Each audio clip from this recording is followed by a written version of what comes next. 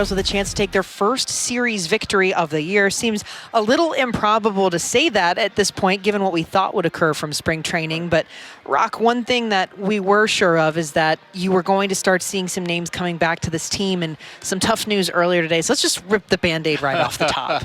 Whoever angered the baseball gods around here needs to apologize. We'll find Joe Boo. Okay, because this has gotten ridiculous. Grayson Rodriguez, he had a couple short box bullpen sessions. He had a couple regular ones progressing from the inflammation in the elbow and forearm. He was triceps. He was supposed to have a session today. It was canceled because he has shoulder soreness, which is a whole other issue from the triceps and elbow. He was sent for an MRI. The team hadn't gotten the results this afternoon when we talked to Brandon Hyde. So you're hoping best case scenario is just some soreness because he's been throwing, and you shut him down briefly, he can start up again. But that's best case scenario. We won't talk about the worst case. But anything is a setback, because if you have to pause this progression that he's on, you're losing time. If you have to go back and start all over again, that's lost time. And this rotation desperately needs him. And he had made it a goal. He wanted to make 30-plus starts this year. And I think it was 20 last year. He had the shoulder, he had the lat. So this was going to be his year finally. The talk about they didn't get a #1 starter, and then the counter was always, well, there's Grayson, and he's supposed to be that guy. That's his ceiling, former first-round pick. This is a setback no matter how long it lasts. And the fact that it's not related to the other issues, it's frustrating. I know he's got to be frustrated. He hasn't really talked much to us since this injury. Now we have a new one.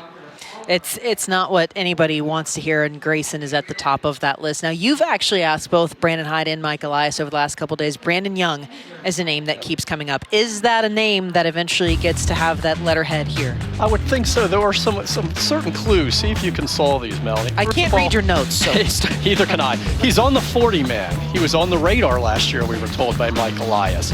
He's no longer with Norfolk. They're in Omaha, right? He is in Aberdeen, which keeps him close. Mike Elias said the other day he's certainly at the forefront of the conversation if and when we need a starter. I asked Hyde today whether he would consider a bullpen game Saturday, and he said they'd like to avoid it. So if you add all those clues together, it's got to be Brandon Young, right? Yeah. I've been wrong a lot, by the way, but I feel like it's got to be. Albert Suarez would have been in the rotation if he were healthy. There's no Chase McDermott. There's no Trevor Rogers. The depth is really starting to disappear here. So I feel like it's got to be him. He's one of their top prospects. Also, he had 11 2/3 scoreless innings, but his first 2 outings, or 11 1/3. So, I mean, I feel like he's earned the chance now. And he also has those really cool Led Zeppelin tattoos in the back of his right arm, the 4 symbols from the 4th album. I'm sure you're familiar with that. So you got to kind of root for a young man who can appreciate classic rock. That is, I didn't have the tattoo scouting report. Yes. I appreciate it. Saw it in spring training. I was like, hey, I hate to stare, but I got to ask you about that. He said his dad played classic rock for him when he was a kid, so he grew up listening to it. So that he's got to have some kind of fun walking music, right? Yeah, I would absolutely think so. I love that. Okay, I kind of want to dive more into that, but we're gonna try to go with a positive note here. Are there other pitchers who look like they could come back off of the IL soon? You know, I think if we're going to start rating them now in the order, who would have thought Andrew Kittredge might be the first guy back now, because he had the surgery spring training to repair the cartilage in his left knee. He only made 1 appearance. He was warming for a second one, didn't pitch. Had surgery back here in March in Baltimore. And there was talk that he may miss the entire first half, if not most of it, could be all of it. He seemed a little more optimistic than the team did. Well, all of a sudden we see him, and it was shortly after that, no crutches, no brace. We saw him running sprints earlier this week. He's thrown in the bullpen. So I think he might be a few weeks away from live batting practice, rehab assignment. Maybe by the end of May, if we're being optimistic, he could be back.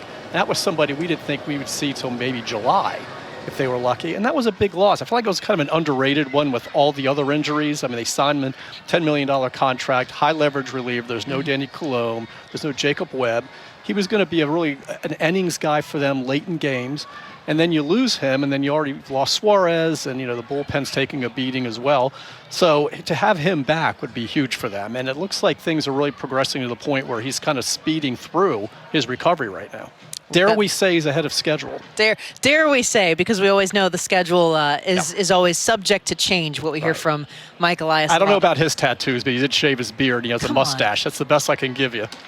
I couldn't figure out who that was yesterday, so thank you. Weird, We're now right? solving mysteries on air with who has mustaches.